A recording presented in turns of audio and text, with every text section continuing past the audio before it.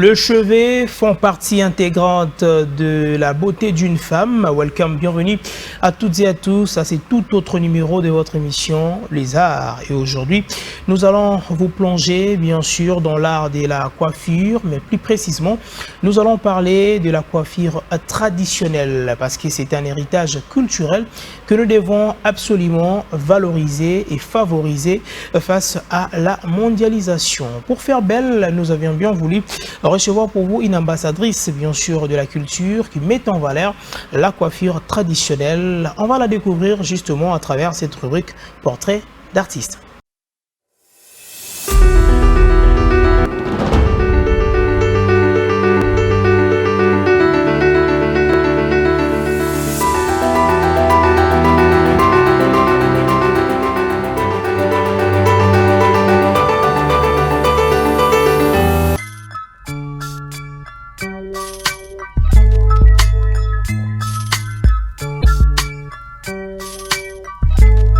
Elle s'appelle Princesse Lunsadi Sangamba, née à Gbadolité le 15 avril d'une certaine année, dénommée ambassadrice, activiste culturelle dans la coiffure traditionnelle et modéliste en couture d'âme.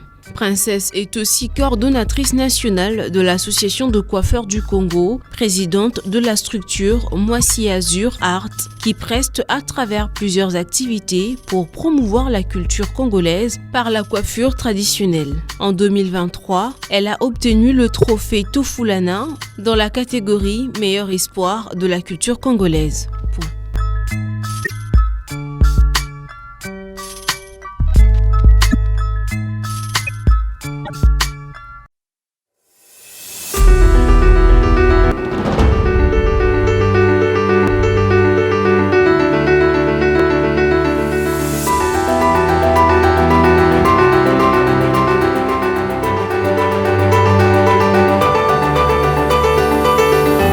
Nous sommes de retour sur ce magnifique plateau. Elle est avec nous. Elle se nomme Princesse Ngamba, bien sûr, ambassadrice culturelle, coiffeuse également. Donc, elle est plus dans la coiffure plutôt traditionnelle. Bonjour, Princesse. Bonjour, Monsieur Enoch. Comment vous allez? Très bien, et vous-même?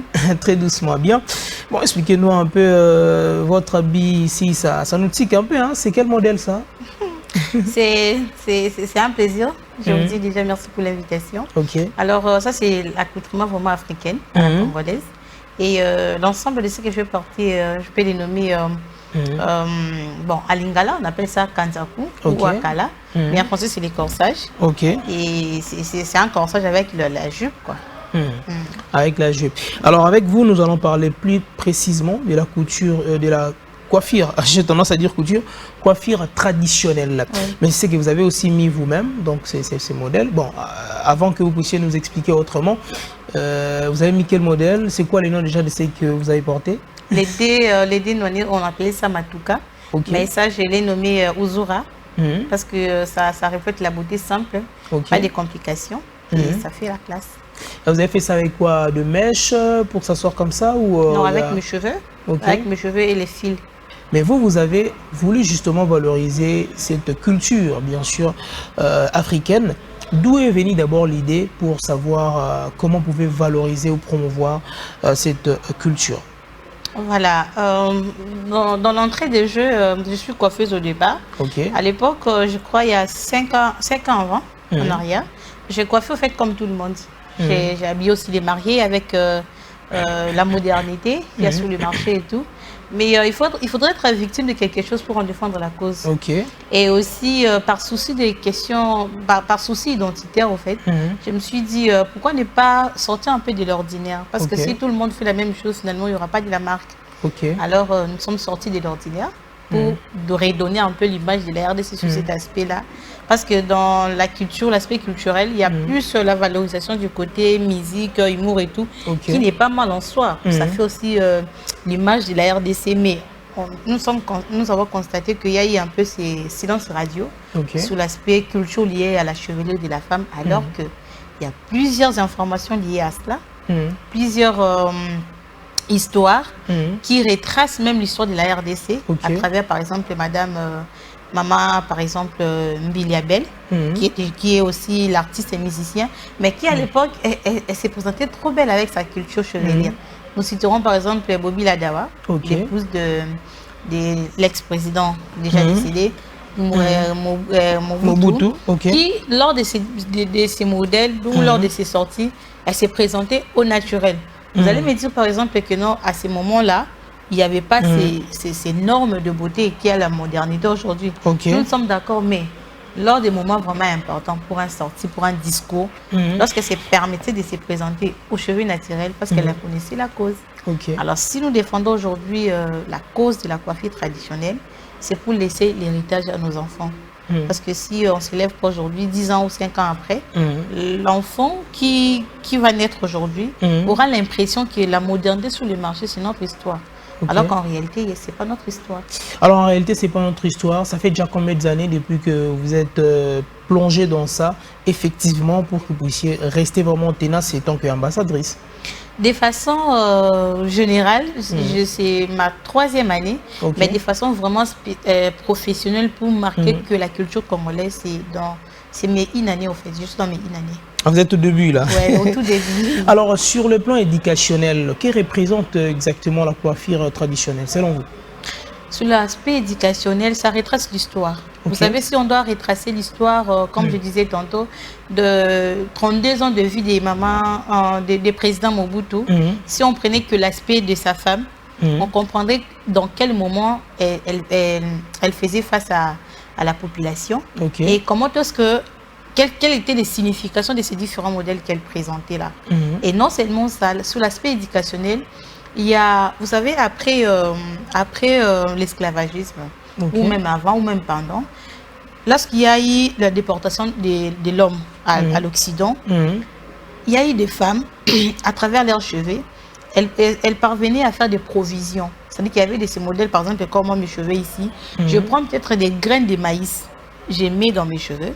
Lors des tressages, par exemple, il y a beaucoup les cheveux qui sont alors, une fois traversé, ça a aidé à la production, à l'agriculture. Donc, les cheveux étaient un élément, un vecteur de communication, éducationnel aussi, parce que ça retraçait toute une histoire. Avec le cheveu, ça représentait aussi l'aspect spirituel et l'aspect aussi environnemental aussi, parce que sous cet aspect-là, on pourrait noter par exemple qu'il y avait des cheveux vraiment écologiques qui n'avaient rien à voir avec la destruction de l'environnement, qu'aujourd'hui, il n'y en a pas. Oui. Allez, si nous prenons alors l'aspect aujourd'hui de voir les gens sont orientés vers l'Occident, comme vous avez dit tantôt, avec de Kabelo. Alors, quels sont les côtés négatifs de Kabelo selon vous? Parce qu'en image, on va voir tout à l'heure, et que beaucoup de femmes aiment, mais quand même, ça cause des problèmes sur le plan sanitaire. Voilà. Au départ... Les dames se disent que non, c'est une question de choix. La beauté, elle est relative, nous n'en disconvenons pas. Mais au-delà d'être relatif, il faudrait toucher sur cet aspect-là de santé. Alors, si on doit aujourd'hui faire plaisir au nom de la beauté, on doit se poser de bonnes questions jusqu'où on va avec.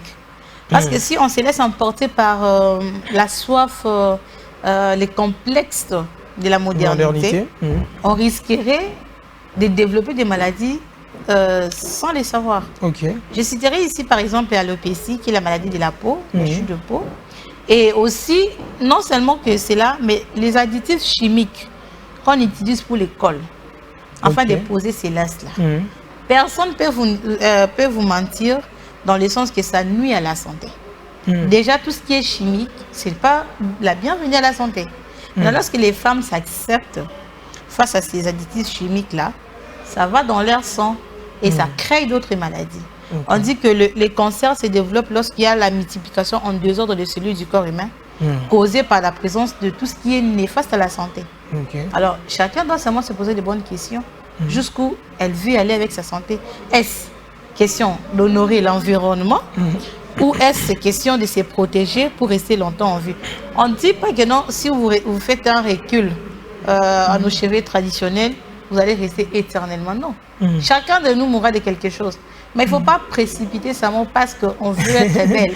On précipite sa mort parce qu'il y a des cols qu'on met, où il y a certainement, simplement les cols qu'on met. Non seulement des cols, mais il y a aussi cet étouffement à la tête, il y a manque de respiration. Vous restez avec une perruque par exemple pendant 2 mois, 2 mois avec une perruque, sans laver la tête, sans aérer le cheveu, et vous vous étouffez.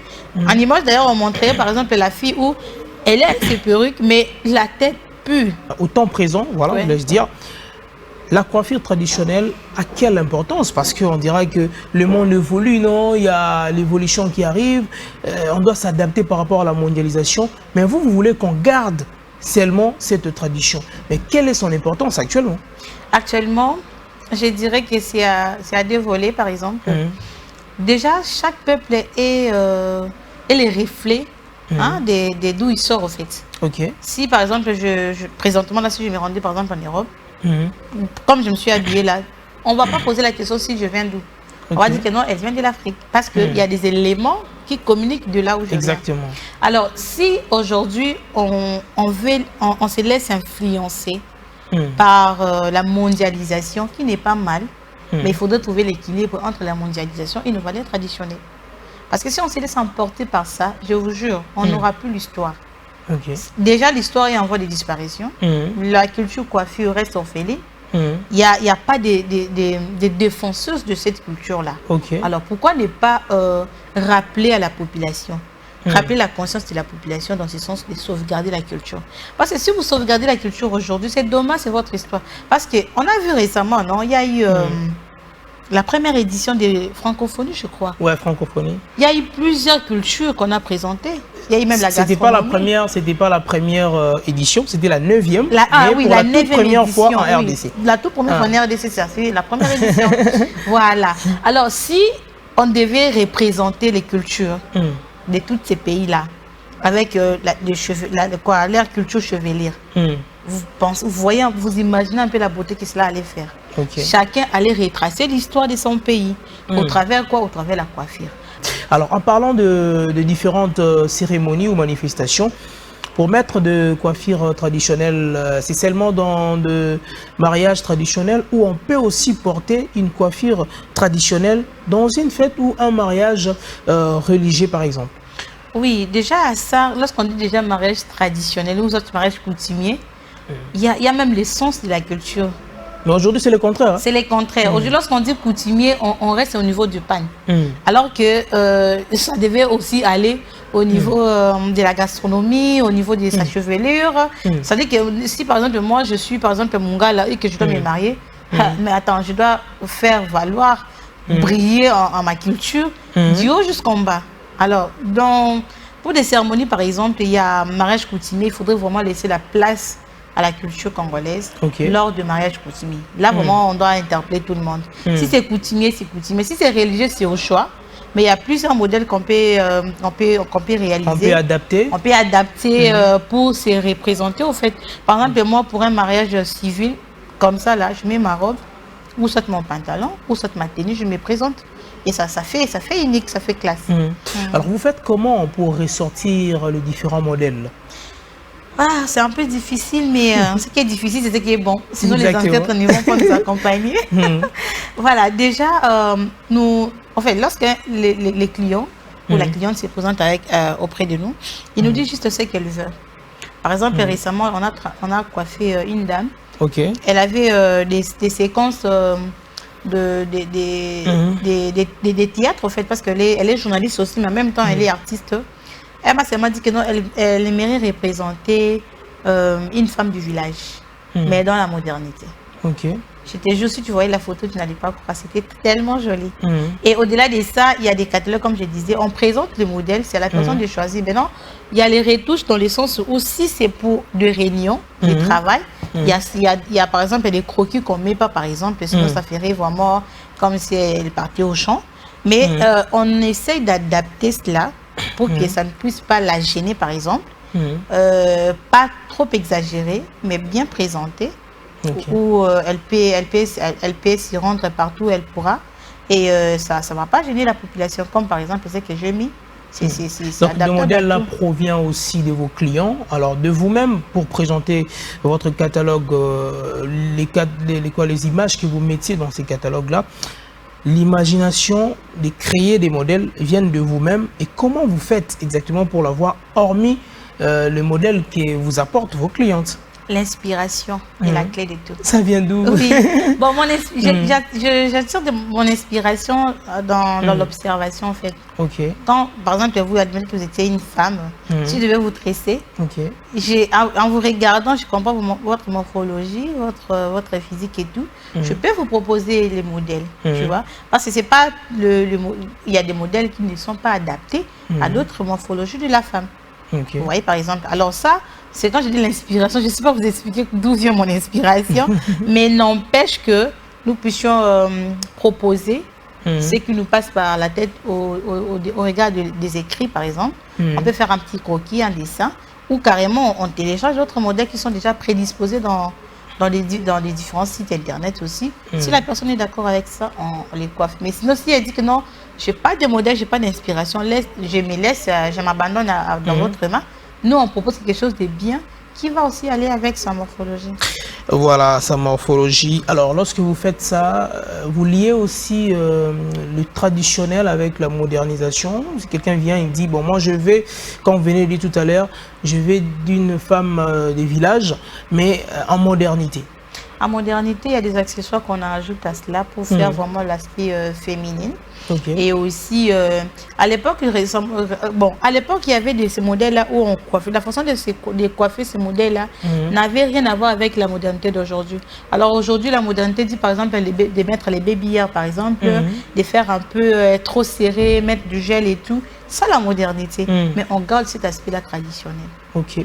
Dans l'aspect traditionnel, alors quels sont les outils que vous utilisez fréquemment pour ressortir des modèles? Bon, les centrales, c'est les démêloirs. Hein. C'est les démêloirs. Il y a les gouilles comme tout le monde qui utilise déjà. Il y a aussi des pommades que nous-mêmes nous fabriquons naturelles. Pas, je dirais pas chimique, c'est vraiment bio. Et aussi, il y a aussi des gels aussi à base de gombo que nous utilisons pour lors des tressages de nos modèles aussi. Et au-delà de ça, il y a les équipes, par exemple, qui fait juste l'ajout, l'aspect ajout de la coiffure, oui. Et voilà. Alors, nous allons permettre à nos téléspectateurs, bien sûr les intrépides de cette belle production, de voir en image, bien sûr, ce que fait Princesse Ngamba, étant que coiffeuse traditionnelle, professionnelle également. On suit et on revient tout à l'heure.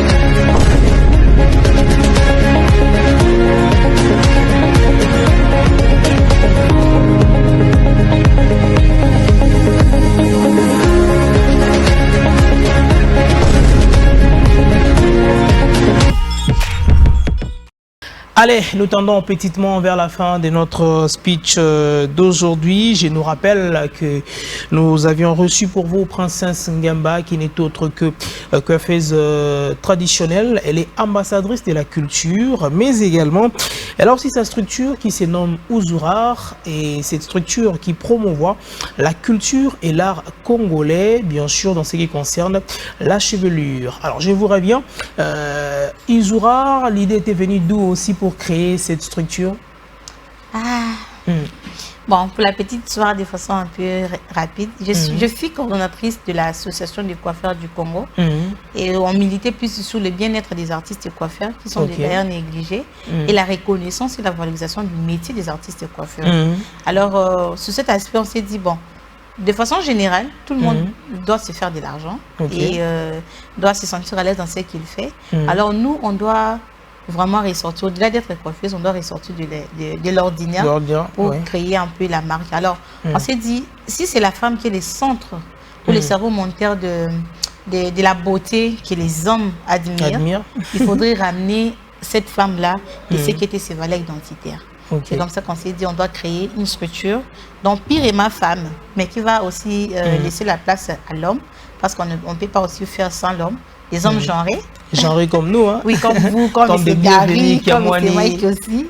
Oui, et aussi, pour ressortir un peu ces côtés-là. Alors, on s'est dit, on doit militer pour la promotion de la coiffure, parce qu'il y a des tribus, il y a des provinces, on doit mélanger les langues. Alors moi, c'est comme c'est en Lingala, Ouzoura comme en Swahili. Ouzoura, là, ça veut dire quoi déjà? C'est beauté de la femme. Beauté de la femme. C'est vrai qu'il y a de la beauté de la femme. De l'art, parce que ça va de l'inspiration, ça va des motivations, de beaucoup de choses qui vont avec pour ressentir un peu l'image de la femme traditionnelle.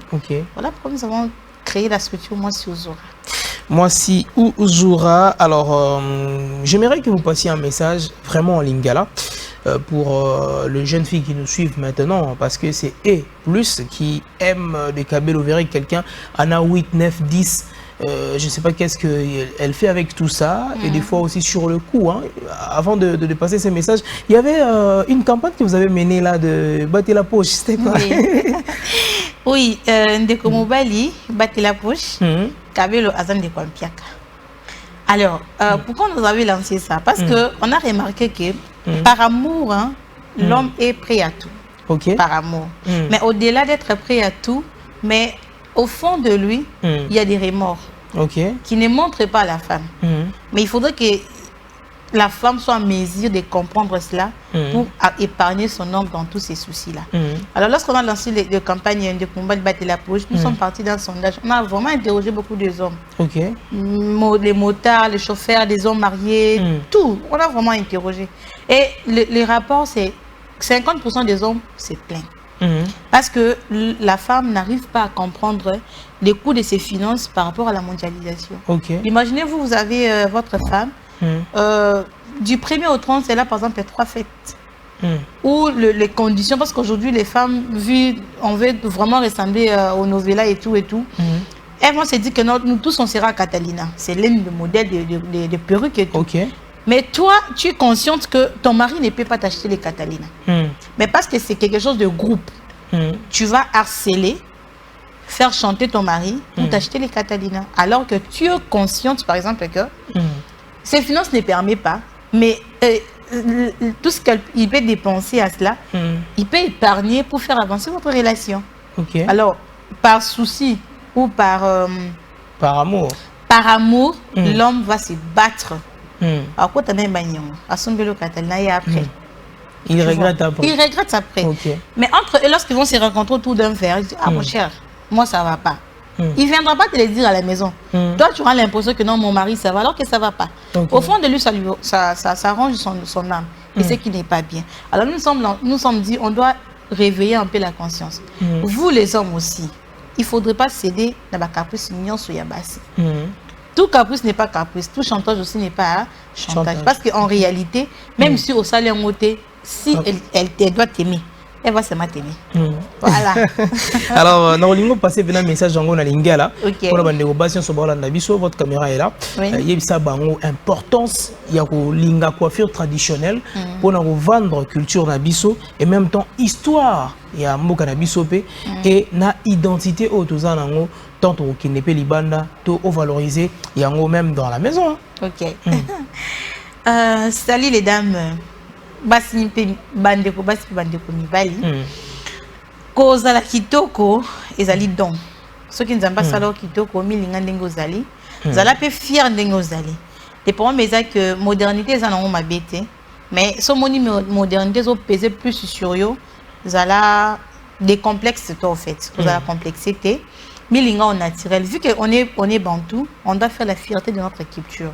Lelo au kendembo kabapaya, bantou no où tu vas. Quand même si tu n'arrives pas à décrire, il faudrait quand même ton apparence puisse transmettre les messages de d'où tu viens. Alors, être fier de ce qu'on est, valorisant la culture, tu es appelé à être mère plus tard. Ton enfant te posera la question, maman, c'est quoi notre culture sur la chevelure?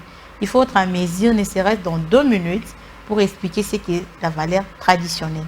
Alors, la culture congolaise a besoin de toi, a besoin de nous, pour que nous puissions revêtir la RDC de sa belle robe, longtemps abandonnée. Pourquoi pas qu'on doit commencer aujourd'hui.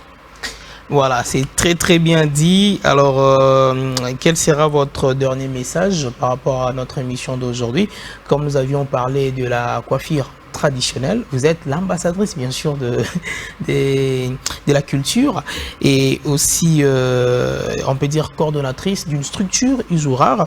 Tout ça dans le souci de valoriser donc et de favoriser bien sûr l'héritage bien sûr culturel de nos chevelures face à la mondialisation culture. Du côté sanitaire, on venait de dire tout à l'heure, conscience également en partant de coûts de l'argent, donc on doit épargner. Si vous en avez plusieurs, donc vous gardez beaucoup d'argent au lieu de faire des projets avec ça, c'est important. Alors, quel serait votre dernier message aujourd'hui? Aujourd'hui, le dernier message, je voulais aussi saluer la ministre, Madame Yolande, à la tête de du ministre de la Culture et Art, ministère de la Culture, Art, Patrimoine aussi. Patrimoine, oui. Et l'encourager dans son nouveau mandat et aussi de nous regarder parce que c'est ensemble qu'on va écrire l'histoire de la RDC, pas seulement sous l'aspect musical comme je disais tantôt. Alors, le message que je suis en train de lancer en ces moments, c'est de nous accompagner au fait. Sans vous mentir, on n'a pas de soutien, on fait avec nos moyens de bord, avec des cotisations des membres comme ça fait toujours. Mais tous ces acteurs culturels qui crient chaque matin, qui promet la jeunesse féminine ou soit qui accompagne la jeunesse dans ces projets, qui nous regardent autrement pour que nous puissions qu'ensemble redonner un peu l'image de ce qu'a été la culture chevelière et aussi sortir la femme qui a encore ces doses de complexes pro-max de la mondialisation, d'aimer sa culture traditionnelle parce que on n'est jamais mieux servi que chez soi. Alors notre culture, c'est notre ADN, on doit faire avec. Voilà, notre culture, c'est notre ADN, on doit faire avec. Le numéro de téléphone, les contacts sur les réseaux sociaux, comment les gens peuvent vous joindre si facilement? Ok, nous avons plusieurs comptes. Il y a sur Facebook, nous avons notre page Moi sur Zora, c'est écrit comme ça. Sur Instagram, c'est toujours Moi sur Zora. Facebook aussi, c'est toujours Moi sur Zora. Et notre chaîne YouTube, c'est toujours Moi sur Zora. Et nos adresses, nous sommes dans la commune d'Ngiringir précisément. Dans la commune d'Ngiringir, avenue aussi Ngiringir, le numéro 199. Alors pour le numéro, c'est le plus 243 89 63 27 636. On peut répéter le numéro, hein? Plus 243 89 63 27 636. C'était un réel plaisir pour nous de la recevoir. Comme nous parlons bien sûr de la coiffure, nous allons vous permettre de découvrir un mot qui se trouve bien sûr dans cette coiffure traditionnelle. Il s'agit de peine démêloir. C'est notre mot du jour. On suit, on revient tout à l'heure.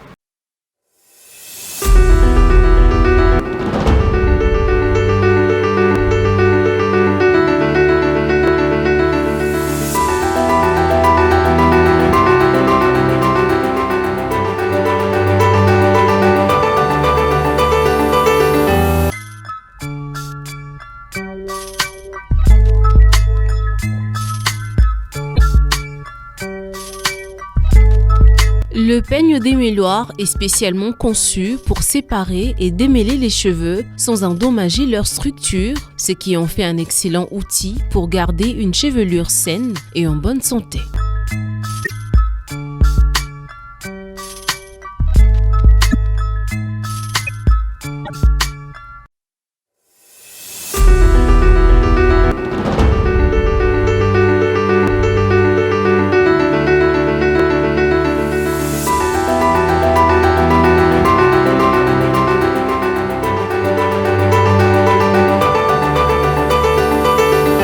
Ça n'est fini pour aujourd'hui. Nous avions reçu pour vous Princesse Ngamba, qui n'est autre que coiffeuse traditionnelle. Nous avions parlé de la coiffure traditionnelle comme héritage culturel qu'on doit absolument valoriser, favoriser face à la mondialisation, parce que ça nous permettra d'être en bonne santé. Ensuite, de garder notre identité et aussi sur le plan éducationnel, retracer l'histoire de notre pays et ensuite pour savoir comment épargner, parce que la mondialisation aujourd'hui nous fait gaspiller beaucoup d'argent. Je remercie la grande équipe qui nous a tenu compagnie aujourd'hui et un grand merci bien sûr à l'hiérarchie, Madame Rita Bitota et le directeur Papi Babouy pour la marque de confiance et l'assistance. On se retrouve très prochainement avec le même plaisir. On se dit quoi? À très bientôt. Bye bye. Bye bye.